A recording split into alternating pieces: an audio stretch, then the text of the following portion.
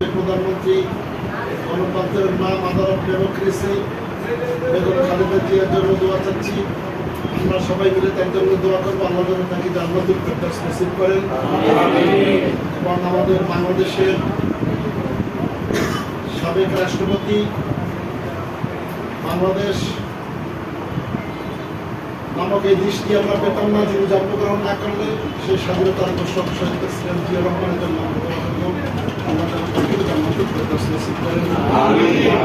কনিষ্ঠ পুত্র ফ্যাসিস্ট আওয়ামী সরকারের মাধ্যমে নির্যাতিত হয়ে জেল জুলুম এবং নিষ্পেষিত হয়ে তিনি মালয়েশিয়ার হাসপাতালে ইন্তেকাল করেছেন।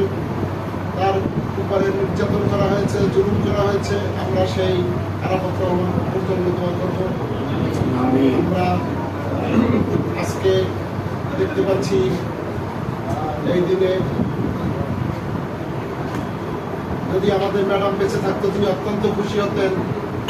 তার জ্যেষ্ঠ পুত্র যিনি আওয়ামী ফ্যাসিস্টের নির্যাতনে যে শঙ্কিত হয়েছিলেন, তৎকালীন 111 সরকার তার উপরে হামলা করেছিল, আজকে তিনি প্রধানমন্ত্রী হয়েছেন।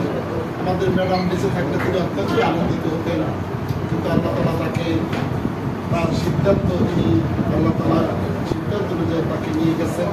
আমরা আজকে প্রধানমন্ত্রীর জন্য দোয়া করব, তিনি বাংলাদেশে যেভাবে দেশ পরিচালনা করে গেছেন সেভাবে সামনের দিকে আরও শক্তিশালীভাবে আমরা দলকে এগিয়ে নিয়ে যেতে পারি, দল পরিচালনা করতে পারে। এই জন্য আমরা তার জন্য দোয়া করব। আমরা বাংলাদেশ জাতীয়তাবাদী দল ঐক্যবদ্ধ থেকে আমরা